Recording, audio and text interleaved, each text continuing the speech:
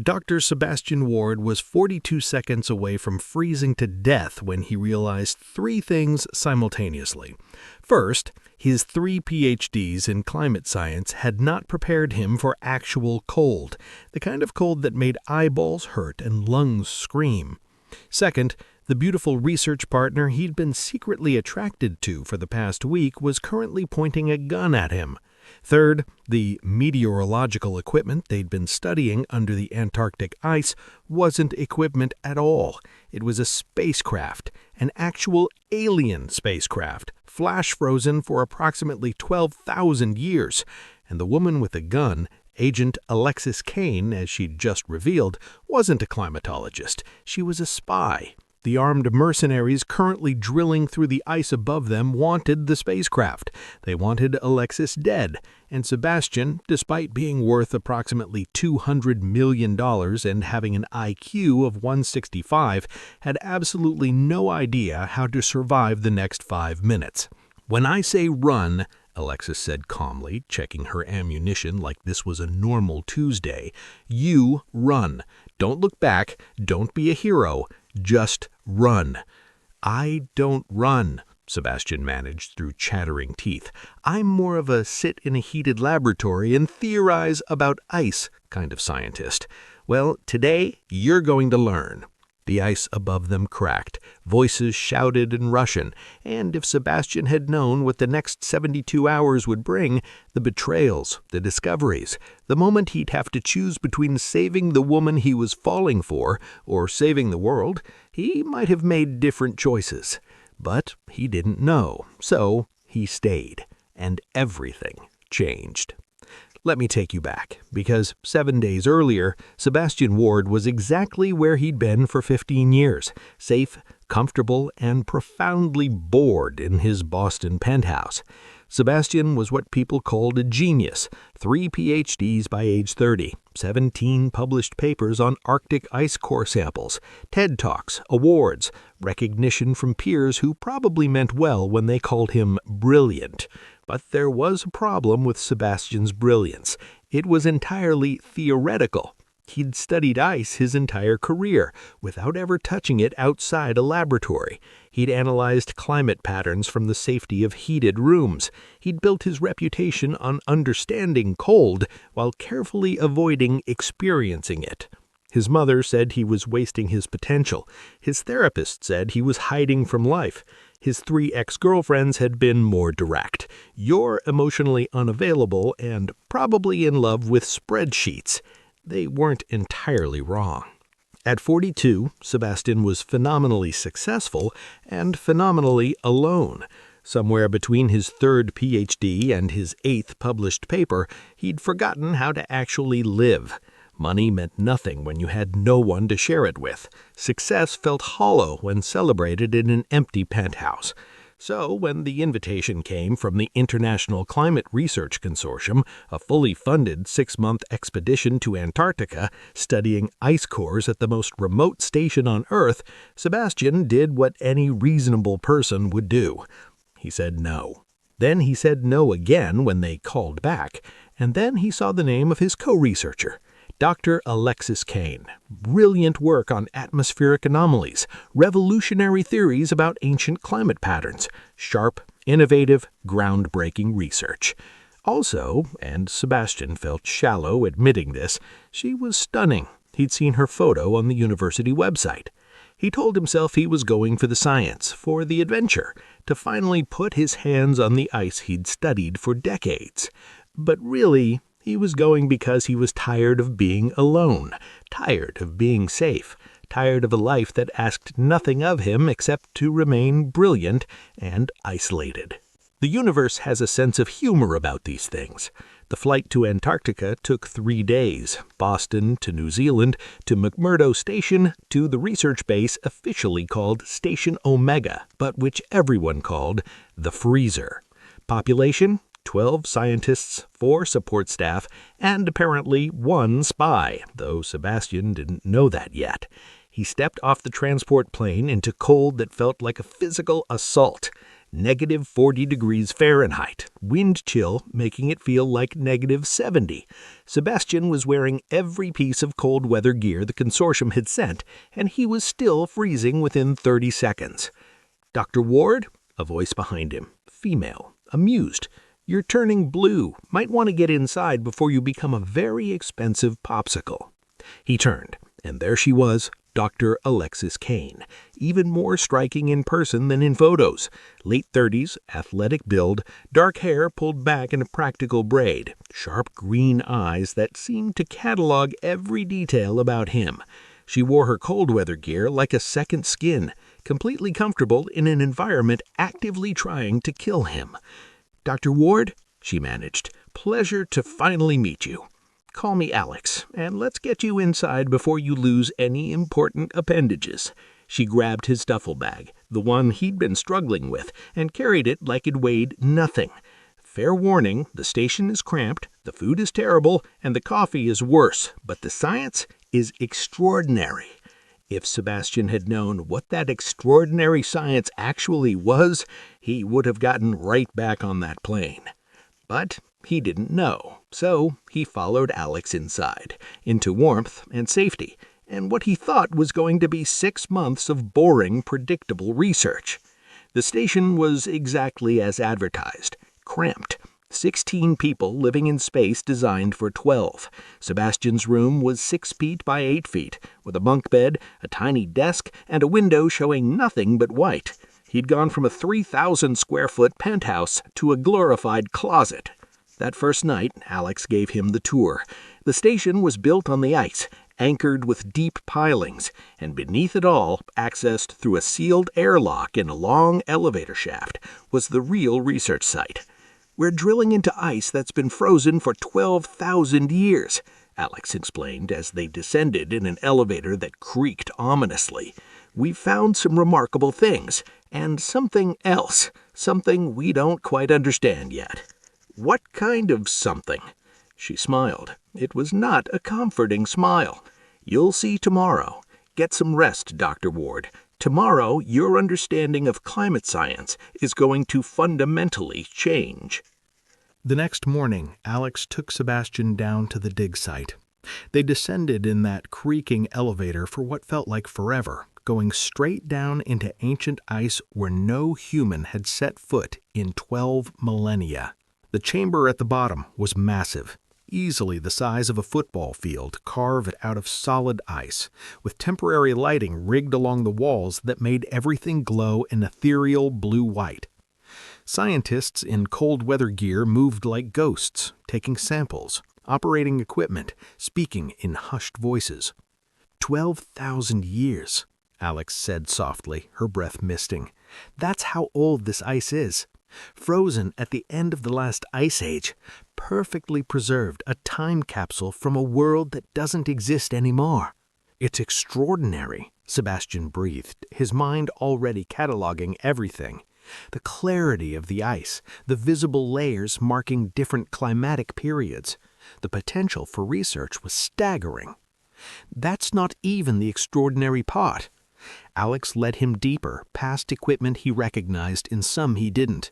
Military-grade scanning equipment, radiation detectors, armed security personnel who definitely weren't part of any climate research team. "Alex, what's with the security?" "You'll understand in a minute." They reached the far end where a section of ice had been carefully excavated, revealing something beneath. At first, Sebastian's brain couldn't process it. It looked like metal, but not like any metal he'd ever encountered. It had a strange quality, almost organic, like it was breathing. Colors shifted across its surface, even though it was frozen solid. "What am I looking at?" "We don't know," Alex said quietly, her breath misting. "We've been studying it for 3 months. The ice around it dates to 12,000 years ago. Its composition includes nothing on the periodic table. We've scanned it with every piece of equipment we have, and we still don't know what it is." Sebastian moved closer, curiosity overriding common sense. The object was huge, maybe 30 feet across, circular, with geometric patterns etched into its surface that were definitely not natural. "It's a craft," he said slowly. "Some kind of vehicle. That's our working theory." "But that's impossible. 12,000 years ago, humans barely existed beyond hunter-gatherers. We hadn't even invented agriculture." "Exactly." Alex looked at him. "So if humans didn't make it, Dr. Ward, who did?" The implications hit Sebastian like a physical blow. "You saying this is extraterrestrial?" "I'm showing you evidence and letting you draw conclusions. But yes, we believe this is an alien craft. We believe it crashed here during the last ice age and was flash frozen. And we believe whoever or whatever was inside might still be preserved in the ice." Sebastian should have been skeptical, should have demanded more evidence, but he was staring at something that shouldn't exist, and his entire understanding of reality was reorganizing itself. "Does anyone else know?" "The consortium knows, a few government agencies, and some people who definitely shouldn't know." Her expression darkened. "That's where things get complicated." Before Sebastian could ask what she meant, an alarm blared through the chamber, red lights flashed, armed security immediately moved to defensive positions. "What's happening?" Sebastian asked, heart hammering. Alex grabbed his arm, pulling him toward the elevator. "Someone's breached the perimeter. We need to get you back to the station now." "Breached? How? We're in the middle of Antarctica." "That's what they want you to think." She was moving fast, practically dragging him. "Sebastian, listen carefully. Nothing about this station is what you think. I'm not who you think I am, and the people coming aren't here for science." "Then what are they here for?" "The same thing everyone wants. Power. That craft, it's not just history, it's technology. Advanced that could change everything. Energy systems, propulsion, weapons, and very dangerous people want it." They reached the elevator just as explosions echoed from above. The entire station shook. Ice rained from the ceiling. "That's not good," Alex said. "Possibly the understatement of the century." She pressed the elevator button repeatedly, but nothing happened. "They've cut the power." "So what do we do?" "Emergency stairs. This way." She led him to a hidden door he hadn't noticed before. Alex produced a key card and the door slid open, revealing a narrow metal staircase spiraling upward into darkness. "Start climbing," she ordered. "And Dr. Ward, when we get to the top, things are going to get messy. Stay behind me. Do what I say, and please, for both of our sakes, try not to die. Babysitting billionaire scientists wasn't in my mission parameters." "Mission parameters?" Sebastian stared. "Who are you?" "I'm the person keeping you alive. Now climb." Sebastian climbed. His legs burned. His lungs screamed in the thin, cold air. Behind him, Alex moved with military efficiency. Halfway up, his suspicions were confirmed. Alex pulled a weapon from under her jacket and moved like someone who'd done this 1,000 times. "You're not a climatologist," he gasped. "Nope." "Military? Intelligence? Something like that." "Is your name even Alexis Kane?" "It is today." She paused, listening. "We've got company ahead. 3 hostiles. When I move, you stay here." "I'm not staying while you—" She moved. 3 quick shots, 2 thuds, silence. "Clear," she called. Sebastian rounded the corner to find 3 men in tactical gear unconscious on the stairs. Alex was already searching them. "Did you kill them?" "Tranquilizers. I'm not a monster." She looked up. "Usually. Depends on the gay." They emerged into chaos. The station was under full assault, windows cracked, armed men in white camouflage breaching the perimeter, station personnel hiding or fighting with whatever they could find. Henrik ran past carrying a fire extinguisher like a weapon, yelling something in Norwegian that was probably profanity. "We need the communication room," Alex said, pulling Sebastian down a corridor. "I need to call for extraction." "Extraction? Who pay me to stop situations exactly like this." They made it 3 more corridors before running into them. 5 men, professional, armed, speaking Russian. They saw Alex and Sebastian immediately. "Before we continue with this desperate escape, I want to ask you something. Are you enjoying this story? If you are, please hit that subscribe button and leave a comment telling me where you're listening from. Whether you're in Moscow, Manhattan, or Melbourne, I love knowing these stories reach across the world. Your support helps me create more epic adventures. Now, back to Sebastian and Alex, who are about to have a very bad day. The lead mercenary raised his weapon. Alex shot first, center mass, no hesitation. He went down. The others returned fire. Alex grabbed Sebastian, pulling him through a doorway where bullets tore through the wall where his head had been. Kitchen, she assessed. Not ideal, but we work with what we have. They're going to kill us. Only if we let them. See that freezer door? When I say go, run for it. Get inside. Lock it. Don't come out until I get you. What are you going to do? She smiled. It was terrifying. Sebastian Ward did not run for the freezer because despite being a theoretical scientist who'd never been in a fight, he'd apparently developed a severe case of stupidity in the last 20 minutes. Instead, he grabbed a cast iron skillet from the counter, his brain deciding this was an appropriate weapon, and when the first mercenary came through the door, Sebastian hit him, hard, right in the face. The man went down like a sack of potatoes. Alex stared at him. Did you just frying pan a Russian mercenary? It's cast iron, very durable. You're insane. I'm terrified. There's a difference. The second mercenary appeared. Alex shot him with something that made a pneumatic hiss, tranquilizer gun. He stumbled, grabbed the counter, and face-planted into yesterday's soup. The third one was smarter, ducking back and yelling in Russian. He's calling for backup, she said. We need to move. She grabbed Sebastian's hand, the one not holding a skillet, and pulled him toward a service entrance leading to the external walkway connecting to the laboratory module. We're going outside in this weather? Would you prefer we stay and get shot? Fair point. The moment they stepped outside, the cold hit like a physical assault, wind screaming at 60 miles per hour, driving ice crystals hard enough to feel like sandpaper, visibility maybe 10 feet. The walkway was enclosed but shaking with every gust. Hold the rail, Alex shouted. Don't let go! They fought across, battling wind, cold, panic. Halfway across, something exploded behind them, probably the kitchen. The walkway shook violently. They're using explosives, Sebastian yelled. No kidding. They reached the laboratory module. Alex swiped her keycard and they stumbled inside. She sealed the door, engaging heavy locks. That'll buy us 5 minutes, maybe 10.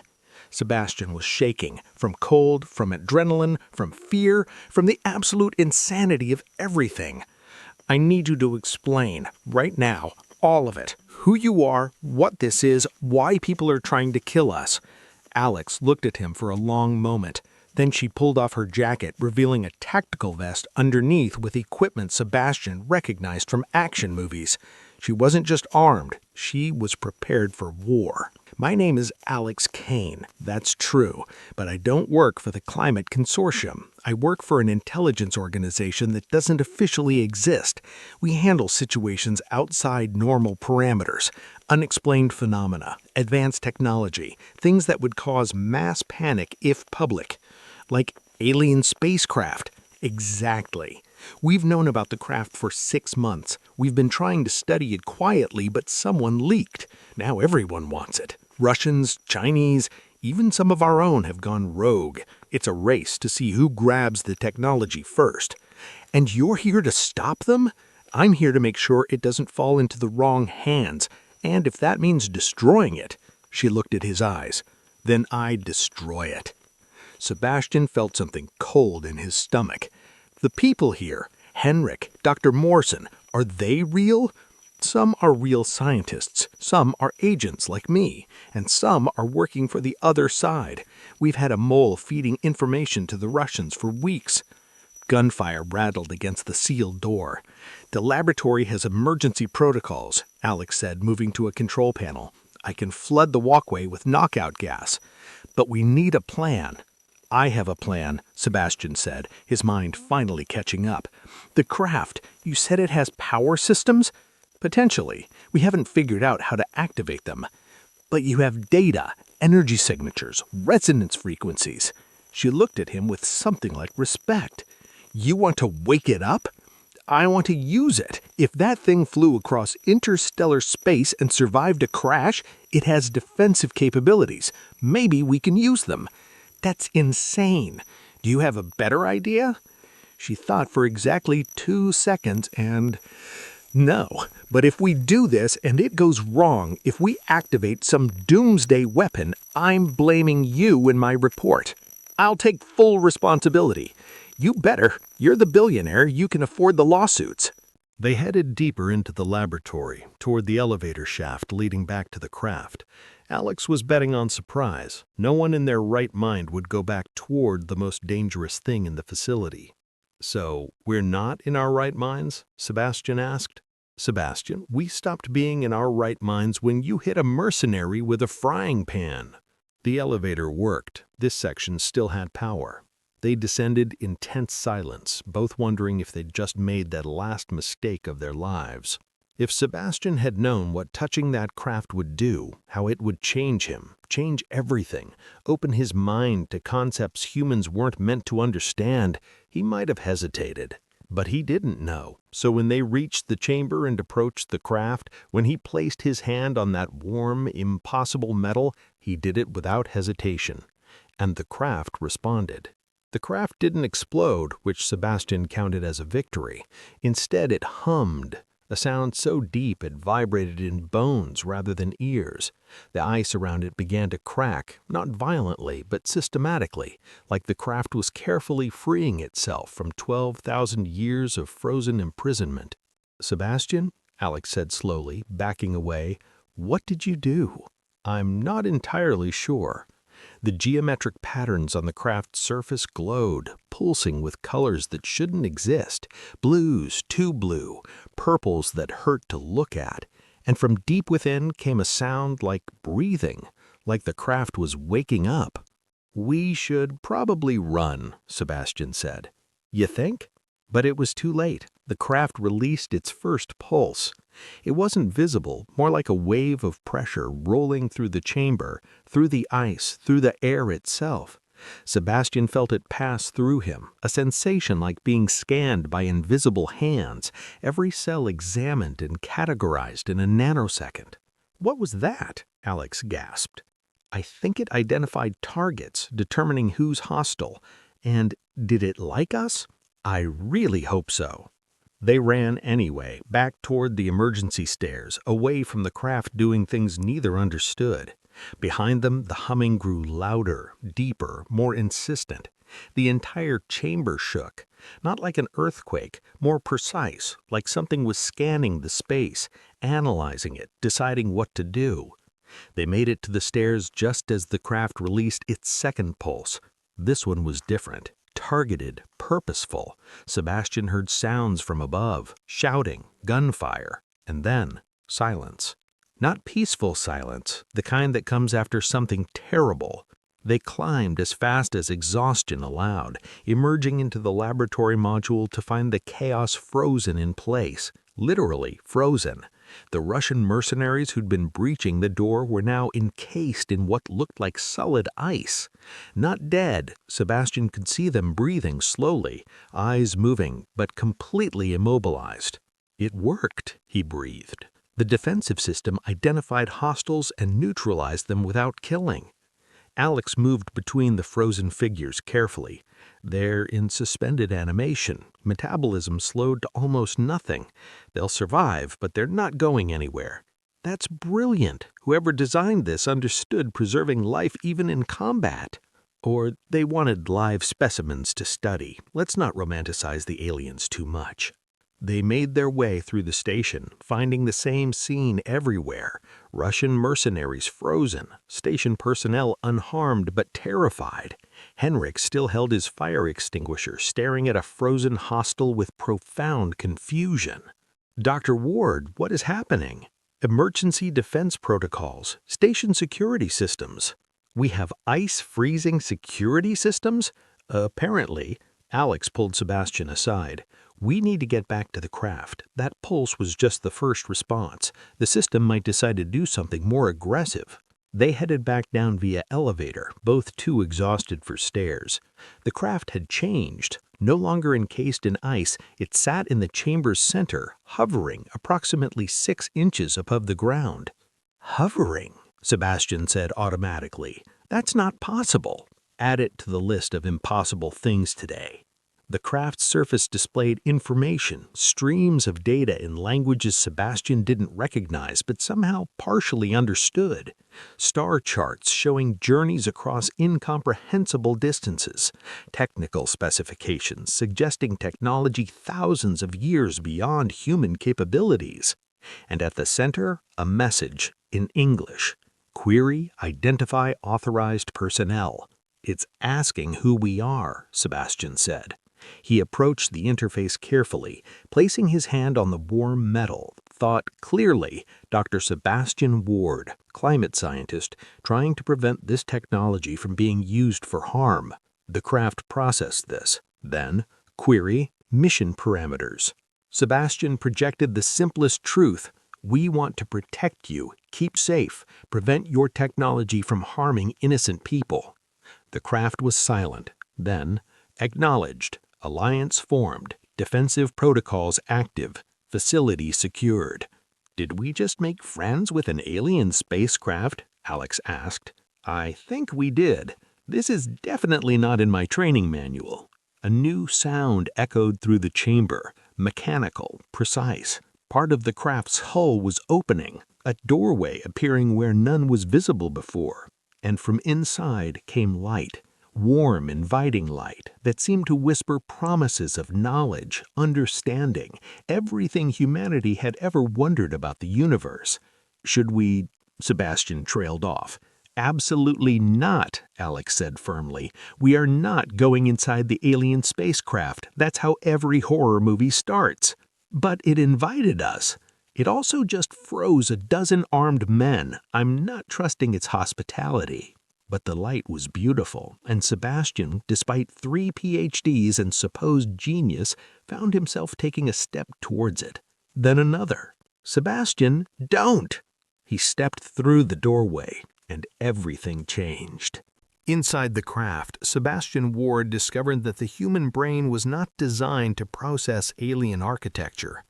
The interior was vast, impossibly vast, far larger than the exterior dimensions suggested. The space seemed to fold in on itself, creating rooms that existed in multiple dimensions simultaneously. Walls weren't quite solid, floors felt stable but looked like they were made of light. And everywhere, information. Floating symbols that rearranged themselves as Sebastian watched. Holographic displays showing star systems he didn't recognize, equations written in mathematics that went beyond anything human science had developed.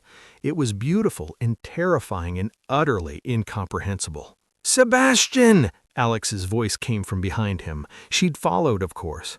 "Are you insane? We don't know if it's safe." "It's showing me things," he said, his voice distant. "It's teaching me. This craft, Alex, it's not just a vehicle, it's a library, a database. It's carrying the accumulated knowledge of an entire civilization." "That's wonderful. Can we learn it from outside?" But Sebastian was already moving deeper, drawn by something he couldn't explain. The craft wanted him here, wanted to show him something specific. He could feel it, not in his mind exactly, but somewhere deeper. He reached what might have been a control room, a chamber with a central platform surrounded by flowing displays of light and data, and at the center, floating in what looked like liquid crystal, was something organic, a body, or what had been a body. The alien was humanoid but not human, taller, more elegant. Its skin had a faint luminescence yet in death. 4 arms instead of 2, 3 eyes arranged in a triangle, and its face, even frozen in death, even alien, carried an expression Sebastian recognized. Fear. "They were running from something," he whispered. "This wasn't exploration, this was escape." Alex had gone very still beside him. "How do you know?" "I can feel it. The craft is showing me. They were scientists like us, researchers. They discovered something, some threat, some danger, and they were trying to warn others. But they were shot down, crashed here, and they've been waiting 12,000 years for someone to hear their message. What message? Sebastian placed his hand on the central platform. Information flooded his mind, too fast, too much. His brain wasn't equipped to process this kind of data transfer, but fragments came through. Images, concepts, warnings. A civilization that had reached too far, technology that surpassed wisdom, a weapon that consumed its creators, and a desperate attempt to warn others.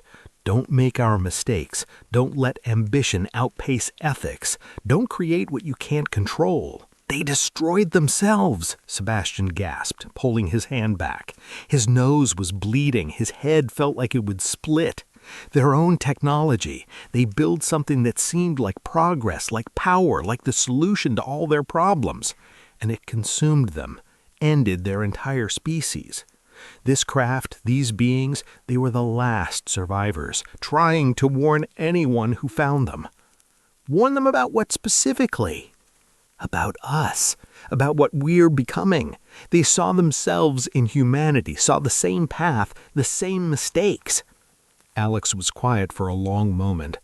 So, the craft's defensive systems, they're not just protecting the technology from us. They're protecting us from the technology. Exactly. That's actually wise for ancient Felians. A sound from outside interrupted them, grinding, mechanical. Through the craft's sensors, Sebastian could access them now somehow. He could see what was happening. More people were coming. Not mercenaries this time. Military. Multiple nations. Whoever leaked information about the craft had leaked it widely. Everyone wanted a piece of alien technology. Everyone was wrong. We need to leave, Alex said urgently. If multiple militaries are converging, this station is about to become a war zone. We can't leave the craft here. It'll fall into someone's hands. So what do you suggest? We can't exactly fly it out. Sebastian looked at the controls, at the information still flowing through his augmented consciousness. Actually, we can. The craft is functional. Damaged, but functional. It's been repairing itself for 12,000 years. It's ready to fly. You want to steal an alien spacecraft? I want to move it somewhere safe. Government or military or corporation can exploit it. Where? There's nowhere on Earth that's truly safe from... Not on Earth, Sebastian smiled. The craft came from space. It can return to space. We put it in orbit, high orbit, beyond any nation's reach, and we leave it there as what it was always meant to be, a monument, a warning, a reminder to think before we build, to question before we advance. Alex stared at him. That's either brilliant or completely insane. Can it be both? You don't know how to fly an alien spacecraft. I don't need to. It flies itself. It's been waiting for someone to give it permission to understand its purpose. I understand now, and it trusts me. Sebastian, even if we could do this, launching an alien spacecraft from Antarctica is going to be noticed. Every satellite, every radar, every nation is going to see it. Will cause international incidents, possibly wars. Or, Sebastian countered, we'll give humanity something to unite against. A mystery, a wonder, something that makes our petty conflicts seem small. We show the world that we found something extraordinary, and instead of fighting over it, we chose to preserve it, to respect it. That's remarkably optimistic for someone who was hiding in a Boston penthouse a week ago. Maybe I needed to nearly die in Antarctica to find my optimism. Before Alex could respond, the facility's alarms activated again. Multiple breaches, armed forces entering from 3 directions. The craft's sensors showed them clearly. American, Russian, Chinese military units all converging simultaneously. If they were going to do this, they needed to do it now. Sebastian moved to the central platform, interfacing with the craft's systems. It responded immediately. recognizing his intent, supporting his decision.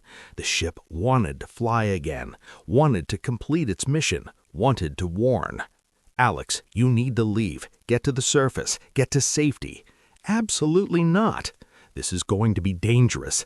Everything has been dangerous since I met you. I'm not leaving now." "But, Sebastian," she grabbed his face, forcing him to look at her. "I'm a spy. I lie for a living. I manipulate, deceive, and betray as part of my job description. But this matters, and I'm not letting you do it alone." And then she kissed him. It was not a gentle kiss. It was desperate and fierce, and tasted like coffee and fear and the kind of passion that comes from thinking you might die at any moment. When they broke apart, Sebastian was grinning like an idiot. "Was that part of your mission parameters?" "Definitely not. That was purely personal."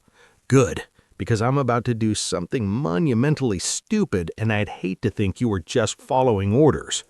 He turned back to the controls, placing both hands on the central platform, thought clearly, powerfully, "Take us home.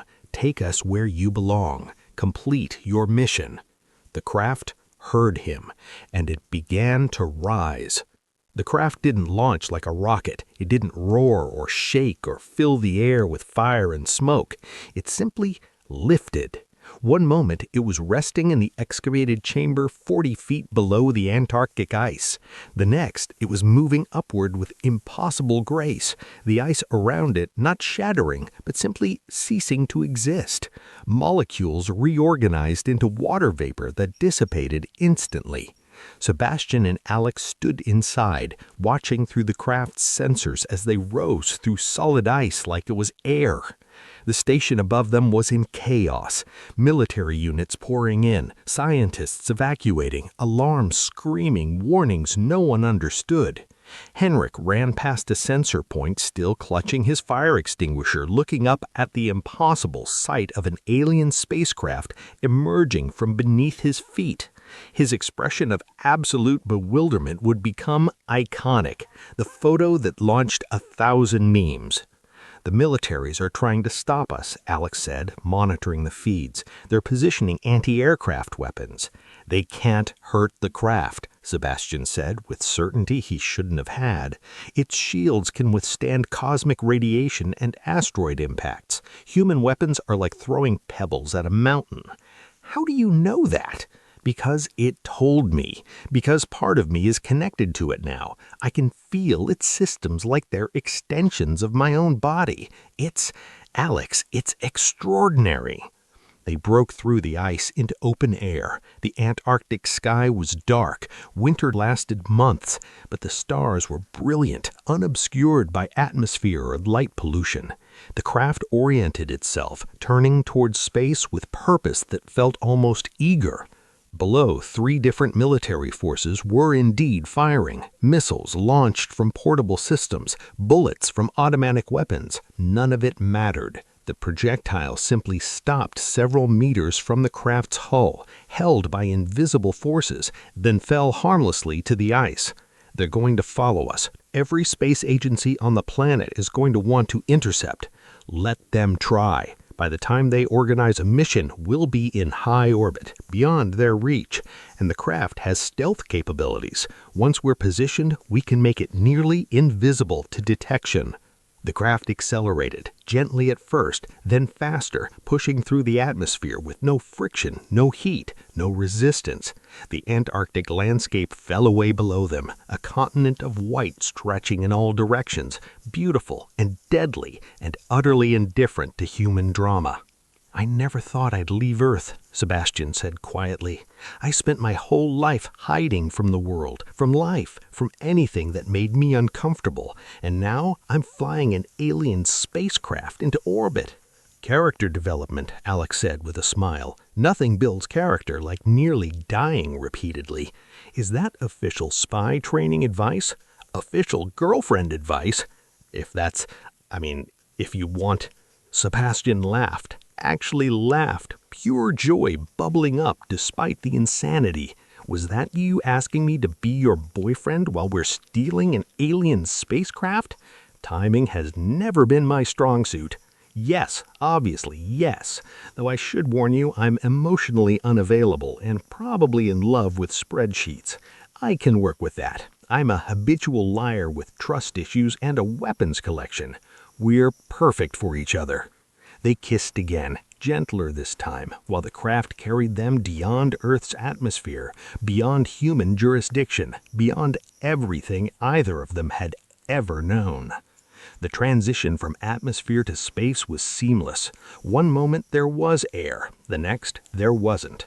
The stars brightened impossibly, no longer filtered through atmosphere, and Earth, beautiful, fragile Earth, hung below them like a blue marble suspended in infinite darkness. "I understand now," Sebastian whispered, staring at our planet. "Why the aliens wanted to warn us. Look at it, one world, one thin atmosphere, one chance to get it right. And we're down there fighting over resources and borders and power, while the universe holds infinite wonders." "Humans are good at missing the obvious," Alex agreed. "But we're also good at learning, eventually, usually after making every possible mistake first."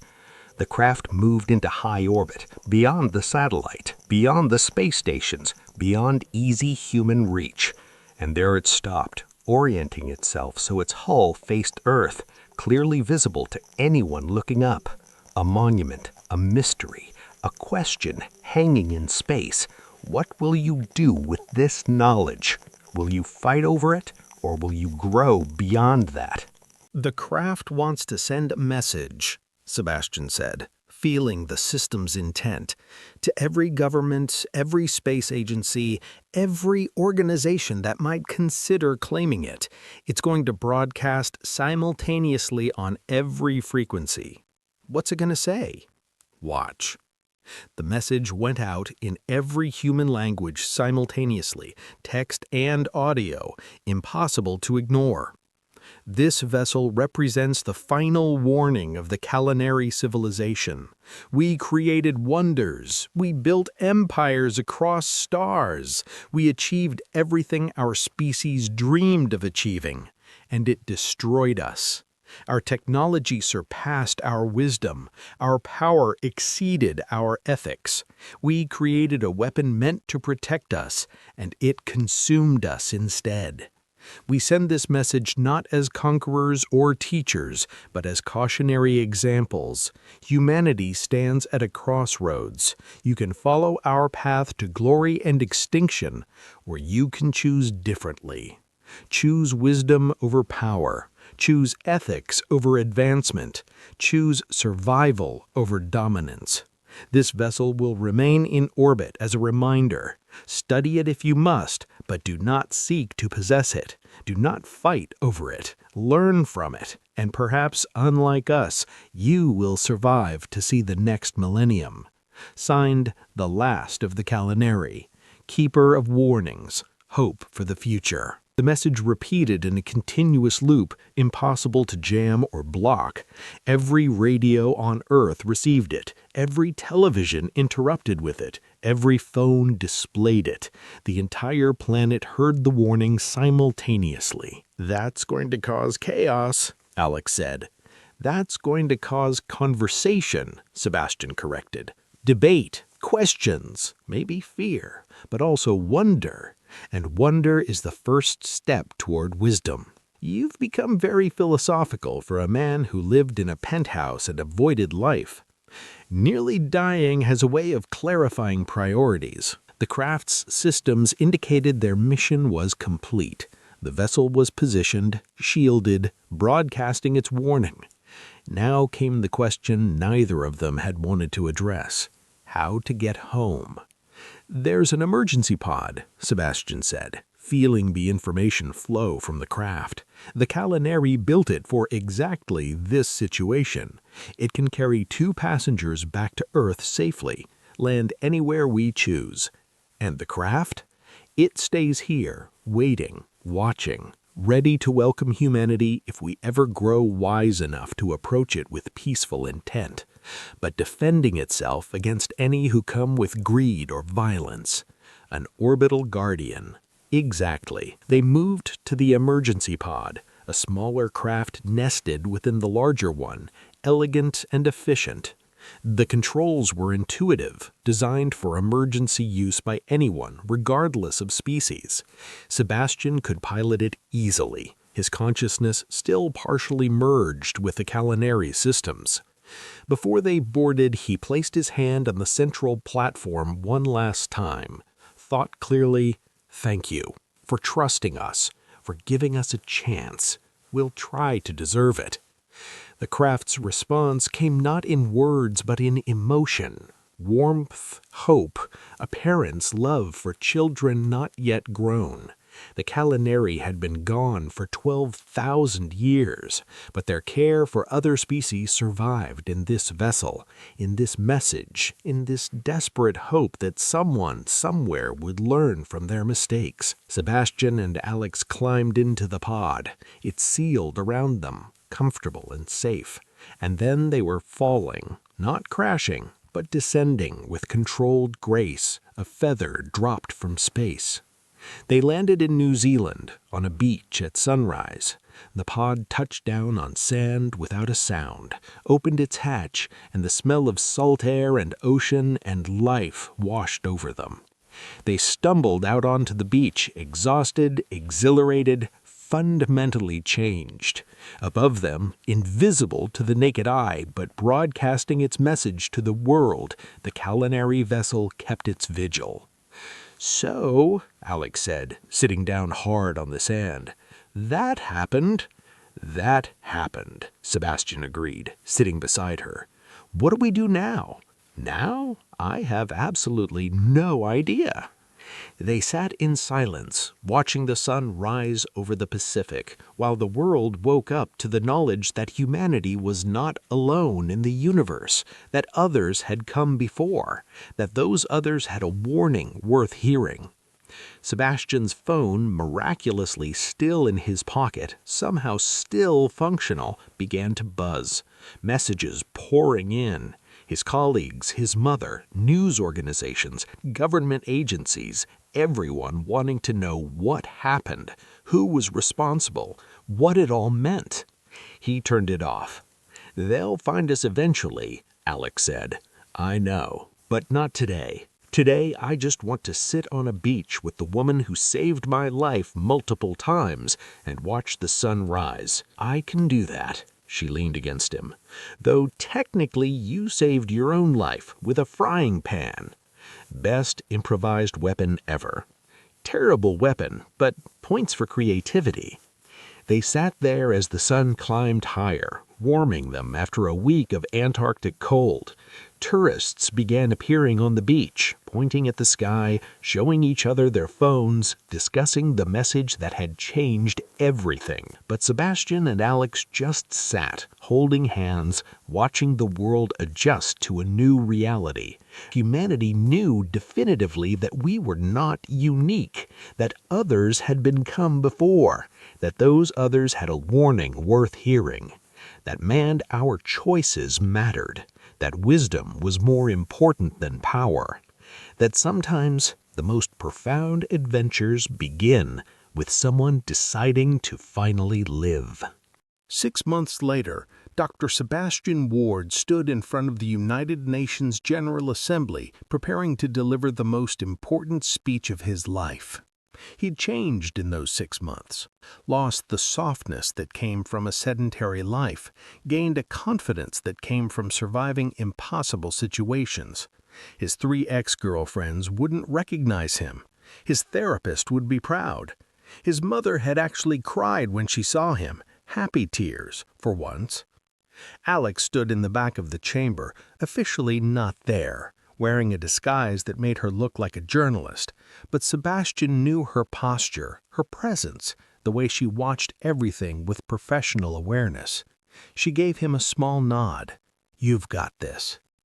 "Ladies and gentlemen," Sebastian began, his voice steady despite 200 world leaders watching him.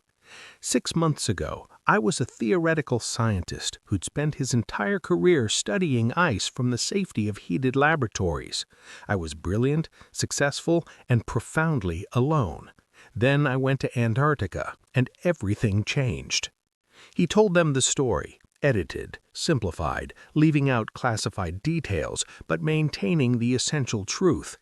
The discovery of the culinary vessel, the realization that humanity was not alone, the warning from a species that had destroyed itself through technological advancement without ethical development.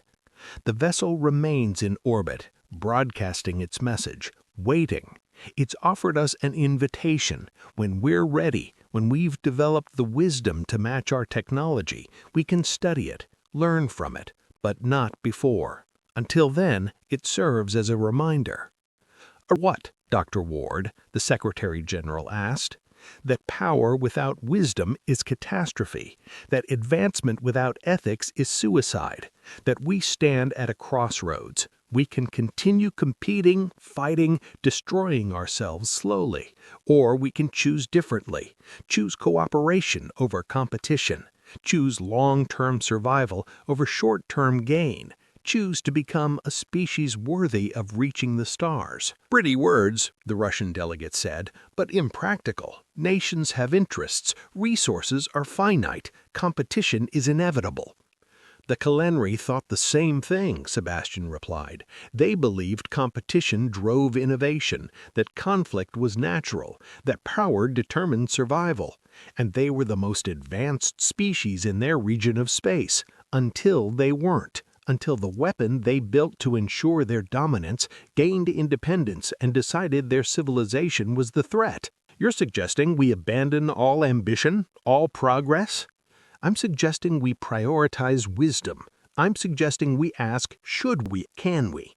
I'm suggesting we remember that we share one planet, one thin atmosphere, one chance to get this right. The assembly dissolved into debate after that. Some delegates embraced the message, others rejected it as naive. Some wanted to attempt reaching the vessel immediately, others wanted to weaponize what they'd learned. Humans being humans, in other words. But something had shifted. The knowledge that others had existed, had achieved greatness, had failed catastrophically, that knowledge was a seed planted in human consciousness. It would grow. Slowly, perhaps, imperfectly, certainly, but it would grow. After the speech, Sebastian met Alex at a small cafe in Geneva, a place where spies and diplomats pretended they weren't watching each other. "You did good," she said, sliding a coffee across to him. "Do you think they'll listen?" "Some will, some won't. That's humanity. But you gave them something to think about. That's more than most people achieve." "What about you? Are you still a spy?" "Officially, I've been reassigned. Unofficially, I'm now part of a team monitoring the vessel and handling any attempts to reach it prematurely. Someone has to make sure nobody does anything catastrophically stupid." "That sounds stressful."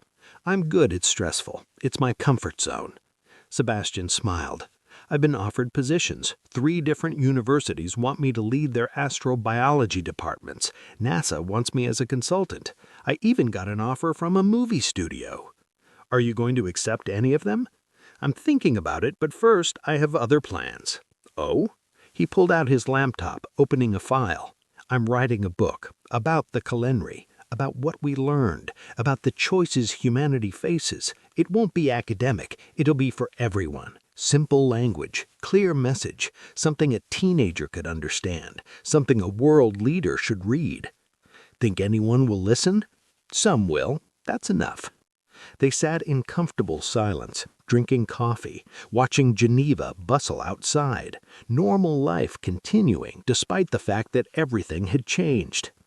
"I've been thinking," Alex said, eventually, "about what we do next, after the book, after my assignment ends. And there's a research station in Iceland, small, remote, studying volcanic activity and geothermal energy. They need a climate scientist, someone who understands ice and heat and the systems that connect them, someone who's finally ready to do field work instead of hiding in a laboratory." Sebastian felt his heart skip. "That sounds cold. Colder than Antarctica. Dangerous? Moderately. Far from civilization? Very far. When do we leave?" Alex smiled, a real smile, not her spy smile. 2 months. Is that enough time to finish your book? I'll make it enough time. Because that was the thing about nearly dying in Antarctica while stealing an alien spacecraft with a beautiful spy. It taught you that life was meant to be lived, that comfort was overrated, that the best stories came from saying yes to impossible things. They left Geneva 2 months later, after Sebastian delivered his manuscript to publishers who bid against each other for the rights.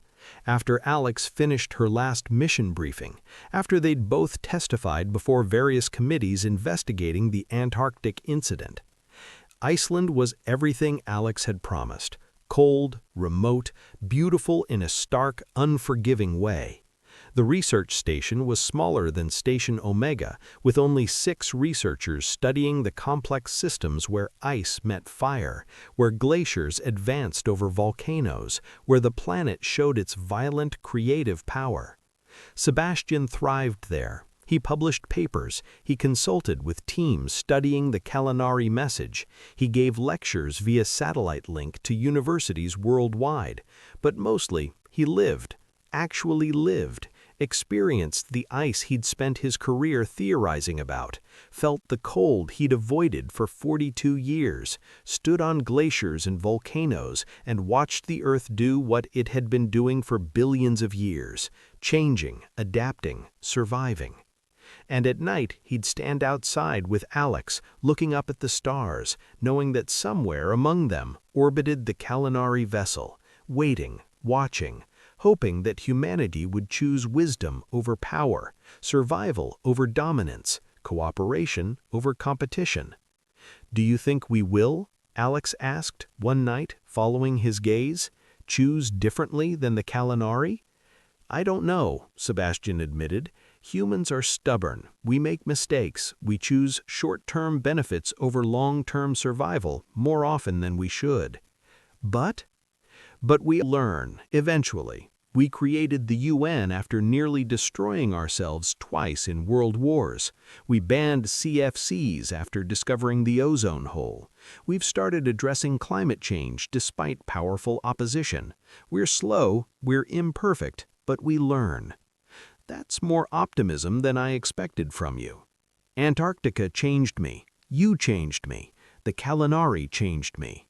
I spent 42 years hiding from life because I was afraid of being hurt, afraid of failing, afraid of being anything less than perfect, and then I hit a Russian mercenary with a frying pan and nearly died in an alien spacecraft, and I realized that perfection is overrated. Living is what matters. Trying is what matters. Even if we fail, at least we tried. Alex took his hand, squeezing gently. "For what it's worth, I'm glad you said yes to Antarctica. Glad you didn't stay safe in Boston. Glad you were stubborn enough to touch an alien spacecraft despite having no idea what would happen." "You mean glad I was stupid enough?" "Stupid, brave, same thing, depending on outcome." They stood there in the Icelandic night, 2 people who'd found each other in the most unlikely circumstances, watching the stars and wondering about the future, wondering if humanity would heed the warning, wondering if wisdom would prevail over power, wondering if centuries from now humans would reach the Calanari vessel not as conquerors, but as students ready to learn. They didn't have answers, but they had hope, and sometimes hope is enough. High above Earth, the Calanari vessel continued its vigil, broadcasting its warning, waiting for humanity to grow wise enough to approach it with peaceful intent, defending itself against those who came with greed or violence. A guardian, a teacher, a reminder of what could be lost if wisdom failed to keep pace with power. And on a remote research station in Iceland, Dr. Sebastian Ward, formerly a man who hid from life, lived fully for the first time, loved completely, worked meaningfully, and wrote papers that combined climate science with philosophy, asking the questions that mattered.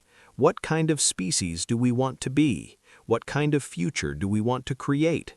Will we choose the Calanari path to extinction, or will we choose something better?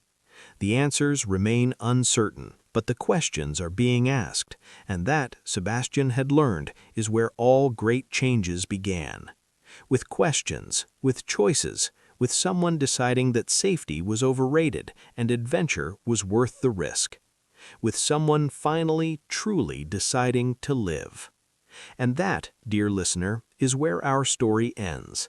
Not with explosions or dramatic confrontations, but with two people choosing hope over cynicism, wisdom over power, love over fear. Dr. Sebastian Ward went to Antarctica looking for ice and found something far more valuable. Himself. Agent Alex Kane went looking for alien technology and found something she'd stopped believing in, genuine connection. And together they gave humanity a gift, not the technology of an ancient civilization, but the wisdom to know that some things are more important than power.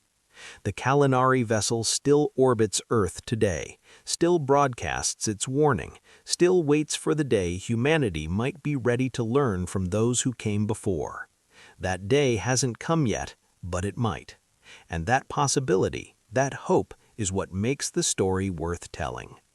Thank you for joining me on this journey through ice and space and the human heart. If you enjoyed this story, please subscribe to this channel and leave a comment telling me where you're listening from. Your support helps me create more epic adventures like this one.